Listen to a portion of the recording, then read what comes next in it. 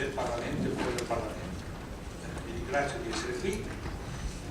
Come avrete capito siamo in ritardo perché sono sorti dei problemi tecnici legati alle strutture di trasmissione, cerchiamo di risolverli, spero che ce la faremo, e quindi nel frattempo, mentre aspettiamo che le questioni tecniche si risolvano, cominciamo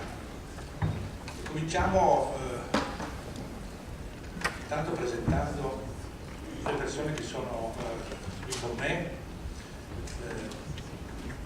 e che sono tutte persone con le quali noi, in varia misura, noi che abbiamo fatto il film, abbiamo lavorato, abbiamo studiato, da loro abbiamo imparato. Il primo che io vorrei presentarvi è il professor David Ray Griffin.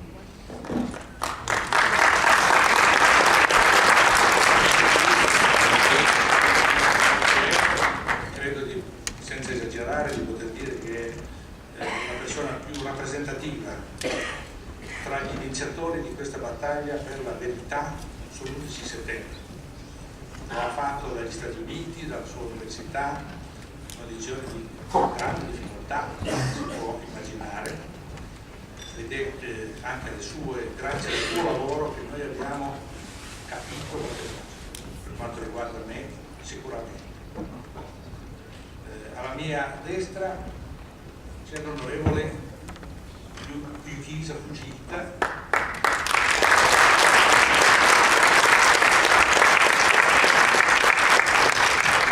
del Parlamento giapponese, membro del Partito Democratico giapponese.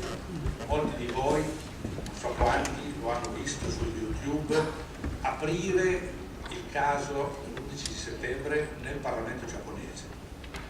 Anche questo è un atto di coraggio, così come tutti quelli che sono qui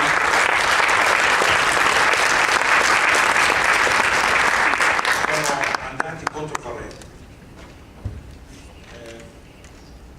C'è Claudio Fracassi, è un italiano, è un giornalista, ex corrispondente, lunga carriera, ma soprattutto storico oggi, e uno di coloro che hanno partecipato alla costruzione di questo film, che ci hanno ragionato, che ci hanno dato i loro suggerimenti. Tanti sono stati, lo dico subito, decine di persone hanno lavorato insieme per costruire questo film. Non è solo il prodotto dei suoi autori che adesso vi presento, ma è il prodotto di tanti. E ho già detto prima, non ci sarebbe stato questo film se non ci fosse stato prima, se non ci fosse stato moltissimi altri, soprattutto americani, che hanno cominciato questa battaglia. Abbiamo con noi Tim Spank, che è il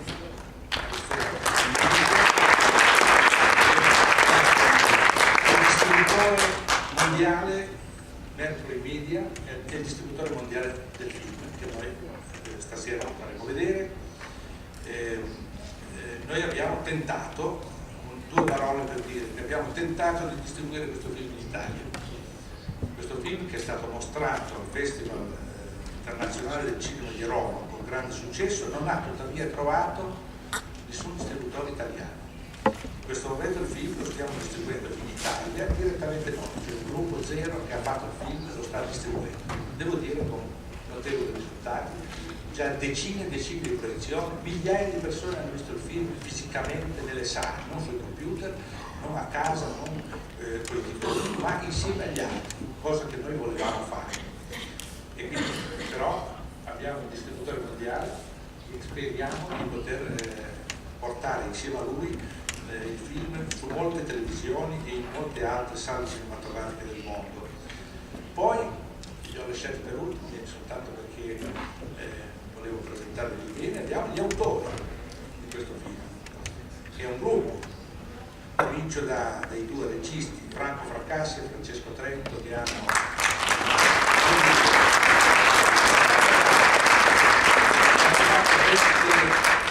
dato veste artistica, emotiva a un tema che è duro da trattare e che lo hanno fatto secondo me con grande livello. Abbiamo Paolo Giorgio Bianchi, che è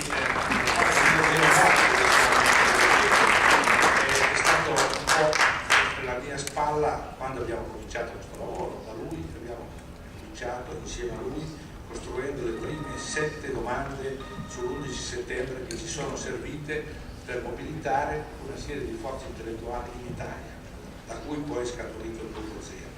E infine, ma infine la sua importanza è evidente, è Thomas Torelli. Thomas Torelli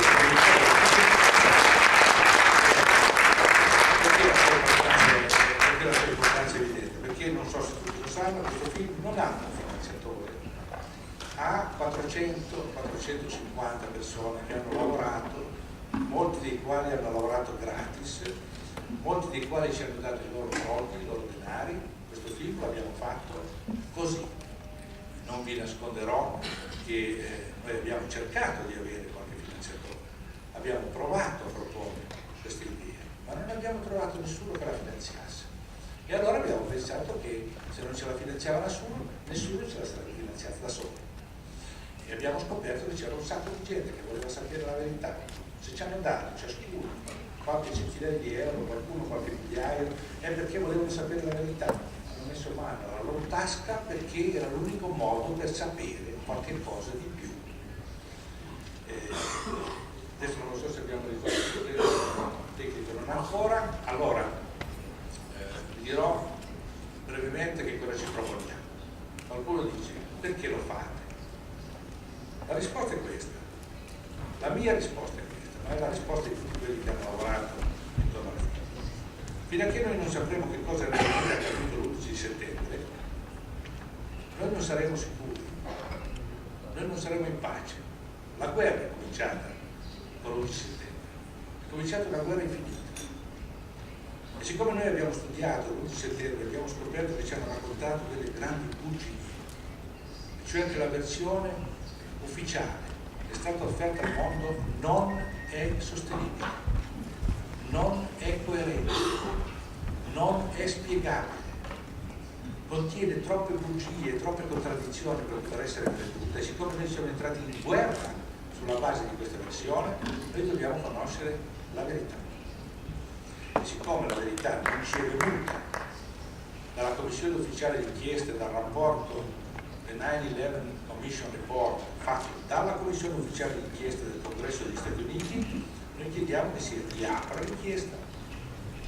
E se gli Stati Uniti non saranno capaci di riaprirla, noi chiediamo che una commissione internazionale d'inchiesta sotto legge delle Nazioni Unite la riapra. L'iniziativa di oggi è perché noi volevamo chiamare l'Europa a vedere come risponde, se vuole rispondere a questo tipo di problemi.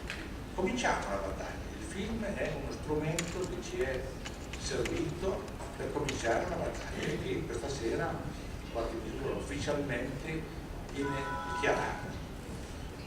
Altri momenti ci sono già stati negli Stati Uniti, in Italia, in parte noi nel film noi siamo andati ripetutamente negli Stati Uniti per intervistare i diretti protagonisti, li abbiamo riportati in questa pellicola, sono loro che ci hanno detto quello che pensavano, noi abbiamo soltanto riassunto. Il film non contiene una interpretazione degli eventi dell'11 settembre, anche questo vorrei chiarire. Nessuno di noi può dire che cosa realmente è accaduto con tutti i suoi dettagli. Per fare questo ci vuole una possente struttura investigativa, ci vuole un'intera magistratura, ci vogliono le strutture dello Stato, di uno Stato potente. Senza di queste la risposta finale non potrà essere data. Ma quello che abbiamo raccolto, quello che abbiamo scoperto, ripeto, non noi che abbiamo fatto il film, noi in fondo siamo dei trasmettitori di una scoperta o di una serie di scoperte.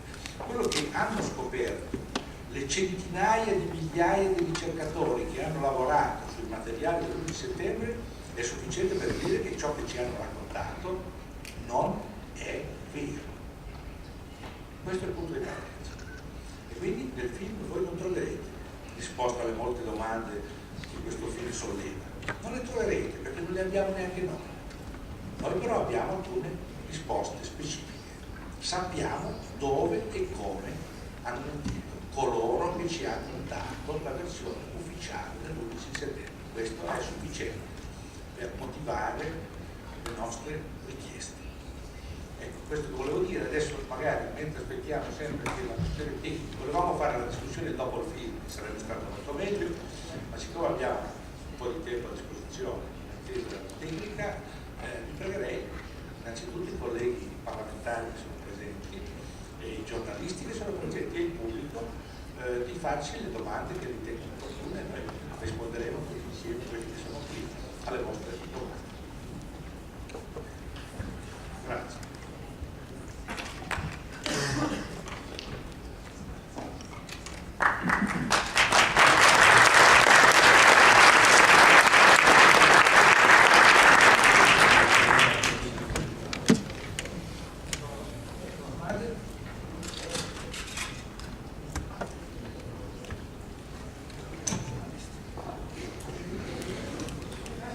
Allora magari in attesa delle domande facciamoci raccontare la collega onorevole Fujita come e perché ha deciso di aprire in Giappone la battaglia sull'11 settembre.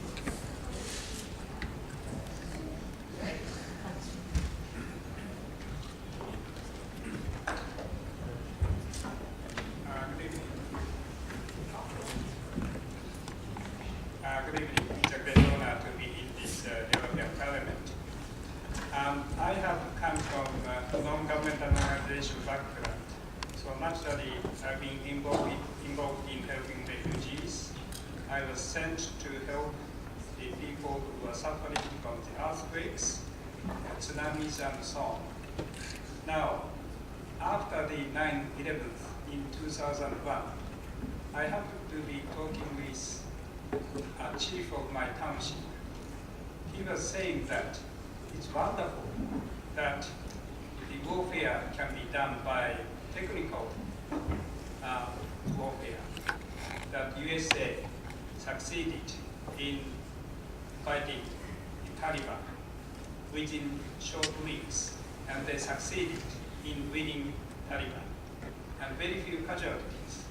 But he says, but I began to realize the price of lives of the Afghanistan people seems to be much cheaper than the lives of the United States.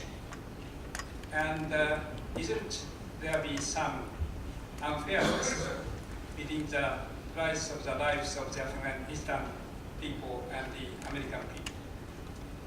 Then the following year, the 9/11 in 2002, one Japanese group of NGOs started building a school, primary school in Bamiyan in Afghanistan, in order to commemorate the sufferings of the 9/11. But I was very moved by the thought of the Japanese NGOs to say that in order to commemorate the victims of the 9/11, instead of giving some assistance to the people in New York, they decided to give the assistance to the suffering people in Bamiyan, where the statue of Buddha was destroyed by the Taliban in Afghanistan.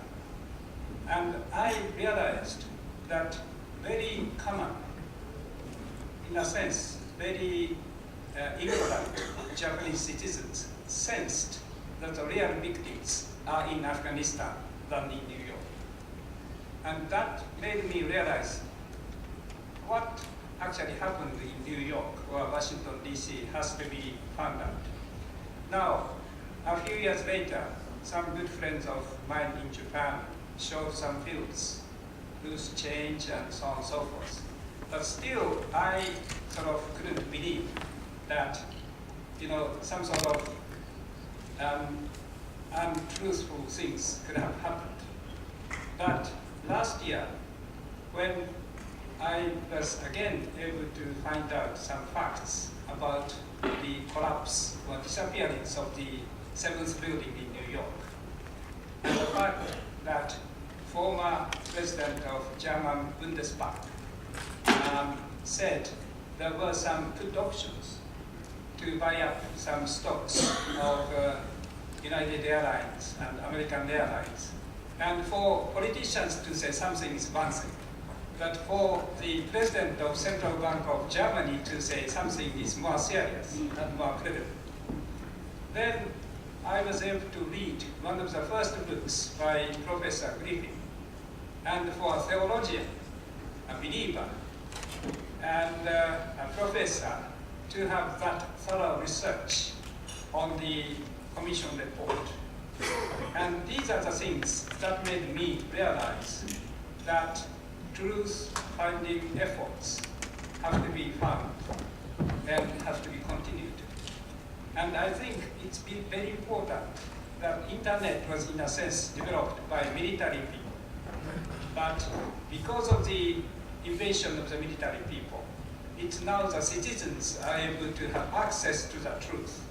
And the citizens, the networks of the people, are able to have access and to be able to ask questions to the facts that are so untrue. And these are the things that made me realize that maybe I need a sort of missionary work of finding truth. And I'm doing this not as a politician, but as a citizen, and someone who has been involved in helping many suffering people. And I feel it's my calling to continue finding some truth. And before coming to here last week, some 10 Japanese MPs in my party came to some briefing of presentations by some Japanese who've been seeking truth to present to them about some of the things that we've been talking about. And after my time here and my participation into the NGO meeting in Amsterdam later this week, I'm going back to report to a wider group of politicians in Japan. And I'm most grateful for the courage that Congressman Chiesa has taken in this venue of the European Parliament. And I think those of the people who are in this zero movement or truth movement, you have worked together in the internet world, but we have to go out from the internet. And the politicians have been mentioned in this Patriots questions and so on. And you see many politicians, the architects, and the former pilots, and former bankers and so on, are working together on the internet. But I think they come out from the internet world to be making real networks of the politicians. I think you are in minority in European Parliament or in Italy at the moment. I am in minority, and quite a few of you in your own fields are minorities. But if we work together, I think we can be a majority to be backed by many citizens of the world. So it's a great opportunity for the citizens through the internet, which has been the invasion of the military people, and they have the upper hands of the technologies. But now we have the upper hands of the conscience of the people to find real truth. And the truth for us is a big better. And I again congratulate you and others filmmakers who have taken this initiative. Thank you. Thank you.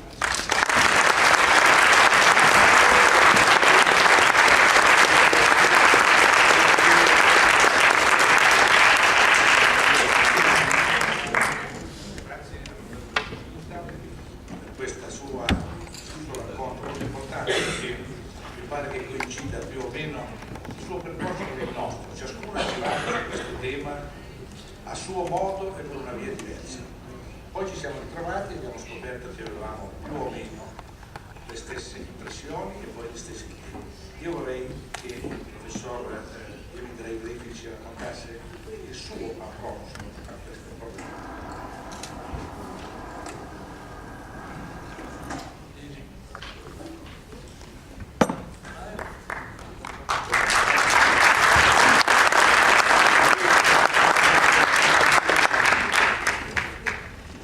Probably like many of you, I've been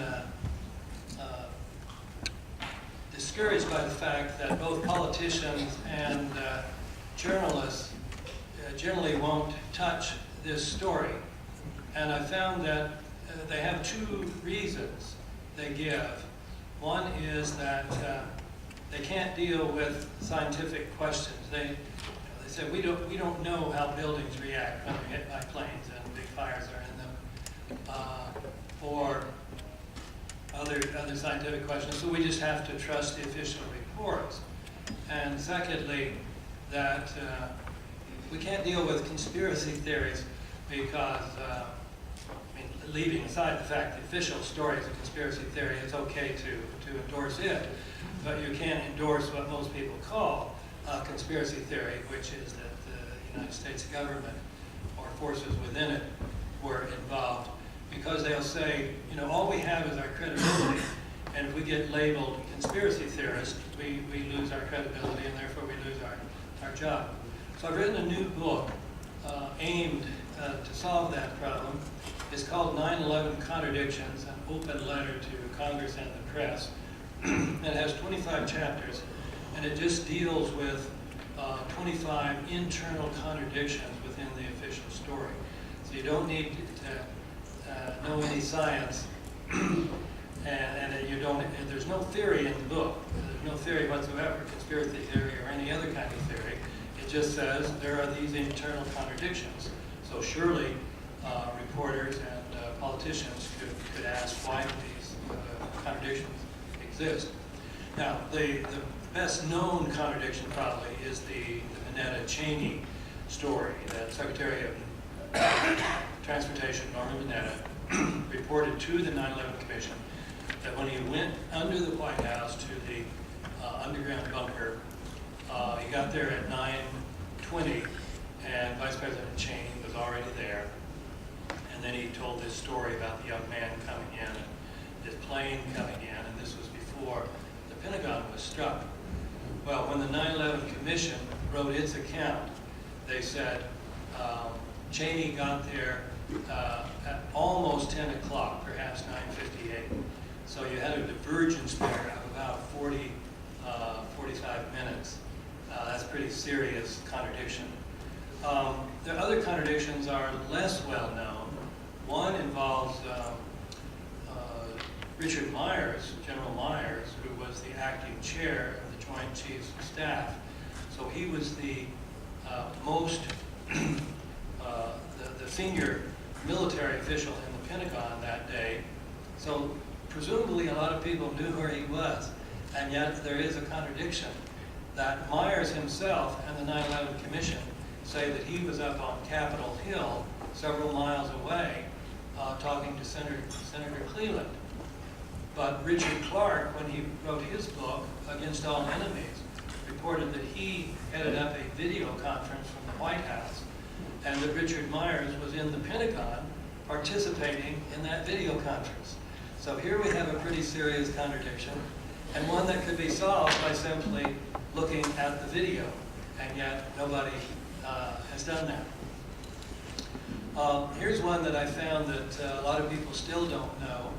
The Barbara Olson call to her husband Ted Olson was the best known call from anybody on one of the flights. I should say the alleged call. Ted Olson reported to CNN that his wife had called him on a cell phone from Flight 77. And this was the proof that Flight 77 was still in the air, and therefore helped support the view that Flight 77 was what hit the Pentagon. Ted Olson first said she called it a cell phone, then he said it was a seatback phone, and he went back and forth. Finally ended up with saying it was a seatback phone. Well, a 9/11 researcher from Germany contacted American Airlines and said, I see in your material that your Boeing 757s don't have earphones, don't have seatback phones. So how did the people from Flight 77 call? And the customer service representative said, that's right. We do not have seatback phones on our 757s. They had to use their cell phones. Well, there's a problem there with the high altitude cell phone calls, and I'll come to that in a minute. But you might say, well, then Ted was just right the first time she called on a cell phone. But also in 2006, the FBI turned in a report at the Moussaoui trial on all the phone calls from all 4 flights. And when they got to Flight 77 and they got to Barbara Olson, they said, 1 attempted call, unconnected, 0 seconds. Now this is pretty astounding. The FBI is part of the Department of Justice. And yet the FBI said that the former Solicitor General of the Department of Justice, Ted Olson, that his story about Barbara Olson is not true. She did not call him twice. She didn't call him once. Now this should be screaming headlines. FBI says former Solicitor General was either lied or he was duped. Those are the only alternatives you have. What about the cell phone calls from all the flights? Those were the grounds on which he says I should keep going.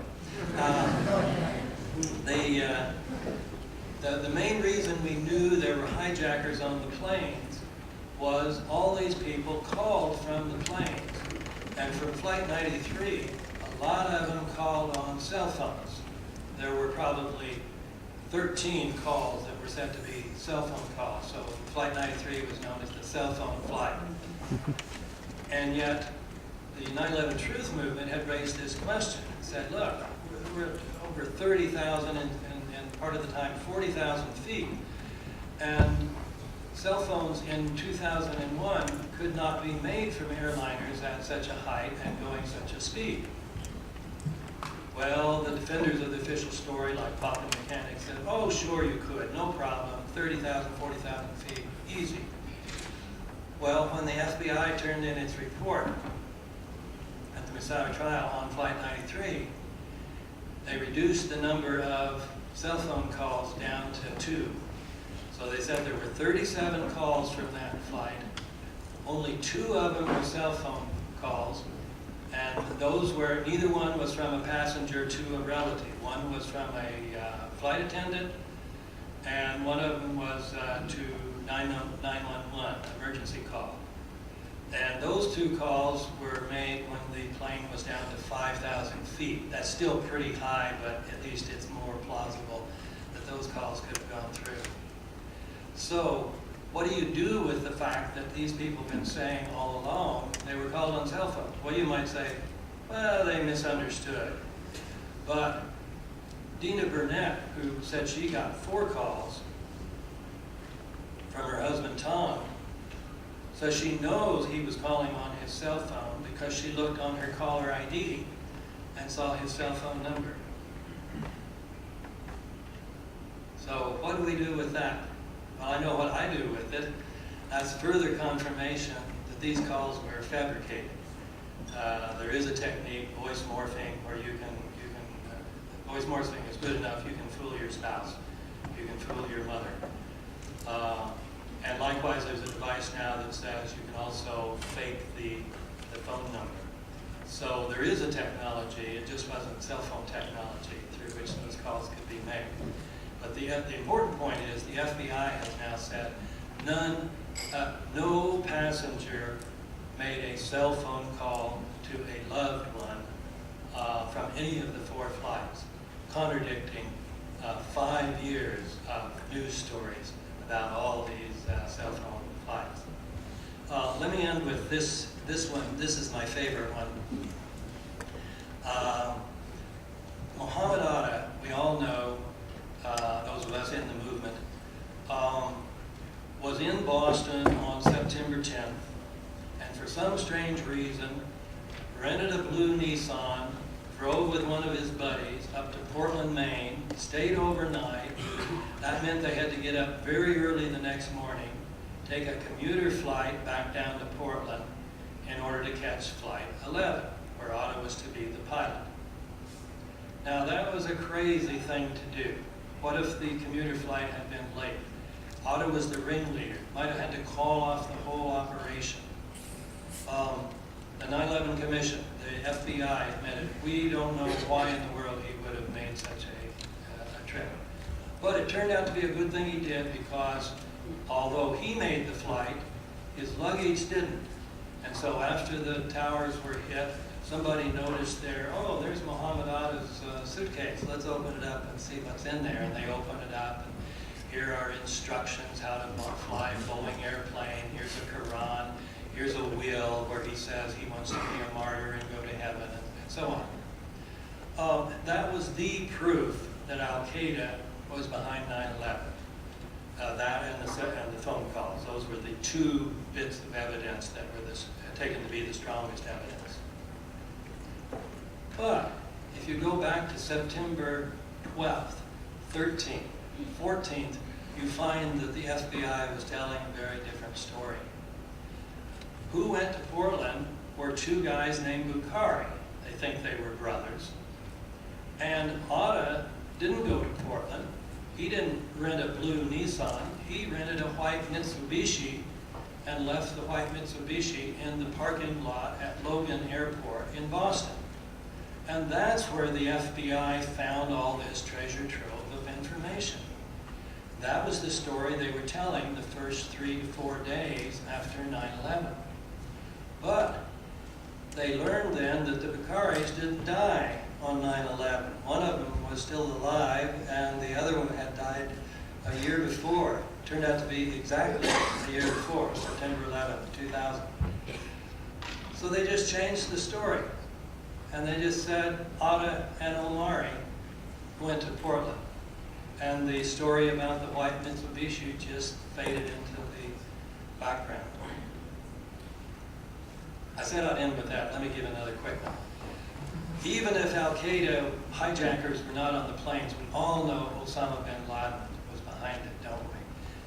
The FBI has hard evidence that Osama bin Laden was behind the attacks. Why would we have attacked Afghanistan? But if you look on the FBI's website under Osama bin Laden, you will see he's wanted for a lot of terrorist acts, but 9/11 isn't one of them.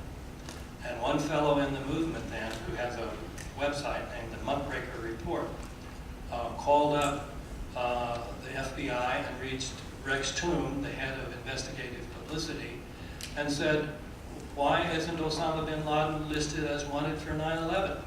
And Toom said, because the FBI has no hard evidence that Osama bin Laden was responsible for 9/11. So there are lots of things that journalists should be reporting.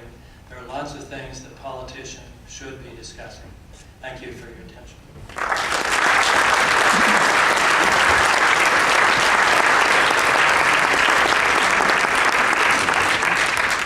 Allora adesso naturalmente io voglio evitare di cadere nella paranoia, però abbiamo scoperto adesso che l'impianto che doveva trasmettere il film è rotto.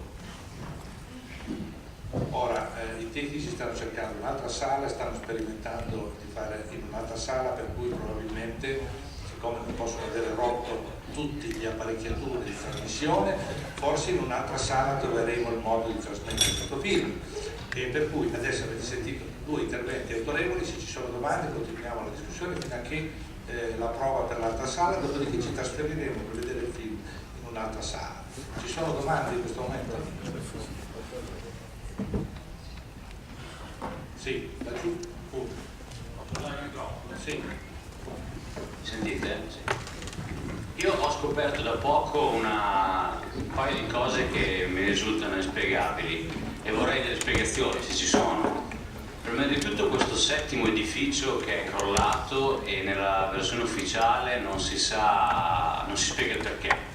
Un palazzo di 40 piani crollato un giorno dopo, se ricordo bene, e non c'è una spiegazione. E la seconda cosa è che vi sono immagini di 6 settimane dopo il crollo con i pompieri che lavorano e c'è del ferro fuso alla base delle torri gemelle, il che difficilmente, se non impossibilmente, anche se non si può dire,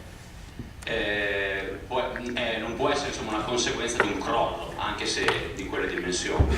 Grazie.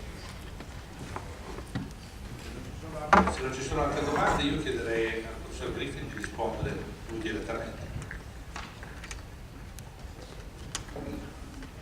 Yes, the Building 7, World Trade Center 7, is the one that is recognized by the defenders of the official theory as the most difficult problem.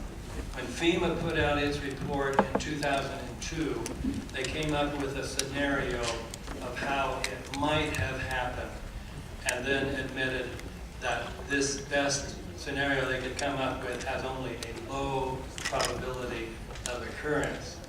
Perhaps for that reason, when the 9/11 Commission put out its 571-page report, they couldn't find one sentence to even mention that Building 7 had collapsed.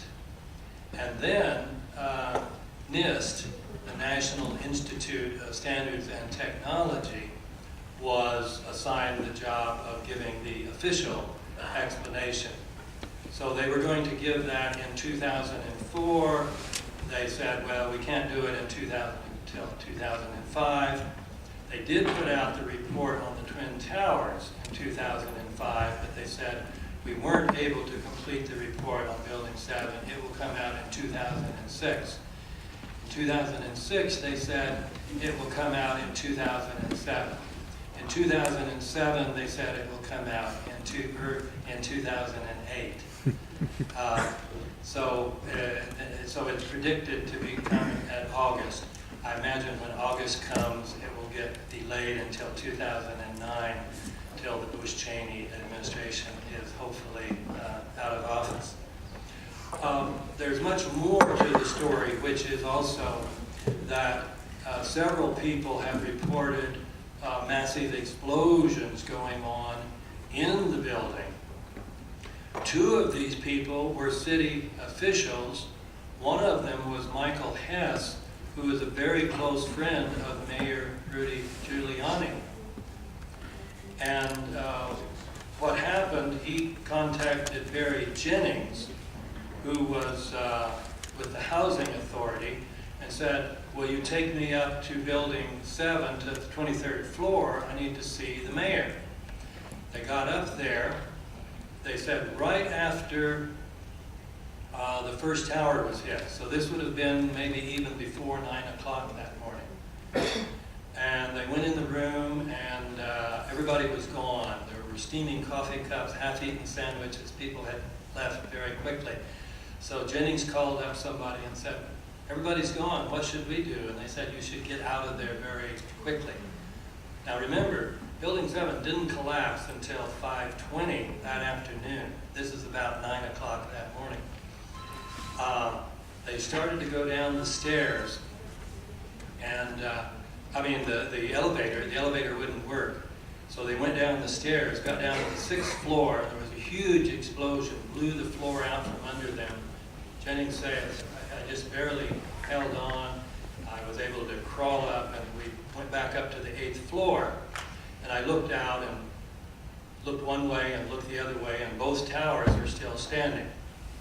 Now that's important because when NIST discusses the fact that these two city officials were in the building, they claim that the reason the elevator didn't work was because when the South Tower collapsed at 9:59, it destroyed the electrical system in the building. And then that the big explosion they thought they heard or felt was really the the North Tower coming down, which didn't come down until 10:28. Then Hess said, we were trapped for an hour and a half. So NIST adds an hour and a half onto the 10:28, onto the 10:30, and gets to noon, and says they weren't rescued until shortly after noon. So that's their story, but we know it's false. Not only did Jennings say when they felt the explosion, both towers were still up, neither one of them had collapsed. But secondly, Hess was already down on the street and a half mile away at 11:34 being interviewed on the radio, and we have that tape. So we have proof that NIST is not telling the truth about that, trying to pretend like that these city officials did not really give witness to explosions in the building. Finally, you mentioned the molten metal, which many people have called molten steel, but Stephen Jones says was more likely molten iron, as you put it, because iron is a byproduct of thermate. This is very embarrassing to the official story because even if the fires in the buildings had been extremely hot as office building fires can get, they couldn't have gotten close to the melting point of steel. And so the official story has had to try to deny that there was any molten steel or molten iron under the buildings. So these are just two examples of the fact that they cannot come close to coming up with a theory about Building 7. Of course, then when you add the building comes straight down at free-fall speed virtually, and on and on and on, you can see why NIST has not yet put out a report on Building 7. Se non ci sono altre domande, io vorrei farne una che serve un po' a tutti noi, sempre al professor Griffin, e cioè questa: le cose stanno procedendo. Non è che tutto è fermo al 2001, 11 settembre. Per esempio, la CNN ha mandato in onda a settembre di dell'anno scorso un filmato che nessuno aveva mai visto, e quindi la CNN aveva da 6 anni, in cui si vede un grande aereo bianco, quadrimotore, Boeing 747, chiaramente identificato dalla CNN, che sottolinea di che aereo si tratta. Si tratta dell'aereo Doomsday Plane, quello che si chiama così, aereo fine di mondo, perché è l'aereo gemello dell'Air Force One che si alza in volo solo in circostanze eccezionali di attacco nucleare strategico contro gli Stati Uniti d'America. Quell'aereo, dalle immagini della CNN, vola sulla Casa Bianca, perché si vede chiaramente che vola sulla Casa Bianca e sul Campidoglio, praticamente in contemporanea con l'arrivo sul Pentagono di quello che è stato definito un Boeing 757. Questa contemporaneità, chiede la CNN, è inspiegabile. Non c'è ragione per spiegare perché quell'aereo si trovava in quel momento sopra la Casa Bianca in contemporanea con l'attacco strategico. Quell'aereo non è basato a Washington, ma è basato in un'altra base strategica degli Stati Uniti molto lontana da Washington. Quindi, per essere arrivato in quel punto, in quel momento, deve esserci alzato in volo con largo anticipo. Come faceva quell'aereo a trovarsi in quel punto, in quel momento? Domanda che non pongo io, ma pone la CNN a 6 anni di distanza. Perché lo ricordo? E faccio la domanda al professor Griffin, perché evidentemente molte cose che non sono ancora uscite stanno uscendo. Dovremmo chiederci perché stanno uscendo, ma questo è un altro discorso. Vorrei sapere l'opinione del professor Griffin sul Doomsday Plane flying on Washington that moment. Yes, this is most interesting, and it is one of the chapters in my 9/11 contradictions. And it was the newest thing. This was just very amazing that CNN replayed this old story and made it obvious that this military plane, this was an E-4B, which is the most sophisticated command, communication, and control airplane in the world. And one reason this is important is the question, why wasn't the Pentagon evacuated? 125 people in the Pentagon were killed because they did not evacuate the building. And they're claiming, well, we didn't evacuate because we didn't know anything was coming towards the Pentagon.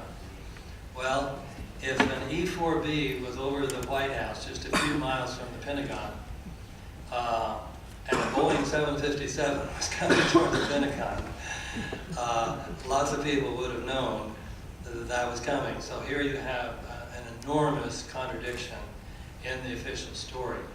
And this is a big embarrassment to the military they have lied. A congressman, one member of the 9/11 Truth Movement, who goes under the name of Pinnacle on the Pilots for 9/11 Truth website, got his congressman to write to the military and ask about this plane. And they got a letter saying, this is not one of our planes. But when you slow down the film and magnify it, it's very obvious it is one of the military planes, and it's an E-4B. And some military figures have identified it as such. So the military clearly is covering up when they lie. So they recognize this is a horrible embarrassment for the official story and why they allowed 125 people at the Pentagon to be killed. There is a question from one of our colleagues, member of the parliament. Thank you very much. A question for Professor Griffin, who's looking in the wrong direction. It may sound a very stupid question, but I just wanted to know where your theory of contradictions leads to, in a sense, that it seems very clear that there are all these contradictions. I'm completely happy with that. But, I mean, are you therefore saying that this was a complete manufacture in order to enable the US to pursue a particularly aggressive foreign policy, which it has continued to do? I mean, do you say that, or would you just say, here are a whole set of contradictions, they don't make sense, and what we need is an inquiry to find out what's behind them? I have now, I'm sorry to say, written 6 books about 9/11, and the point you're making, I do make in the other books. I do say it was an inside job done for primarily imperialistic reasons. In this book, I don't make any allegations. There's no theory, there are no claims. So if this book stands alone, if you read it by itself, you just have the fact that you have these contradictions, and each chapter ends with the point Congress and the press need to ask why there is this very serious contradiction, given the fact that 9/11 was the defining event of our time in terms of geopolitics. But yes, in my other books, I do make that stronger claim. Because any theory to be a credible theory and not be what President Bush called an outrageous conspiracy theory. A theory has to be devoid of internal contradictions, and it has to be consistent with all the empirical facts. In my other books, I've mixed the two up, and I've dealt mainly with adequacy to the facts, to use philosophical jargon. But in this book, I limit myself strictly to the question of internal contradictions. Thank you for that. Good question. Allora, se ci sono domande facciamo. Scusate, se io credo che sarebbe il momento. Abbiamo trovato un'altra sala dove il proiettore funziona. Io propongo di trasferirci tutti là e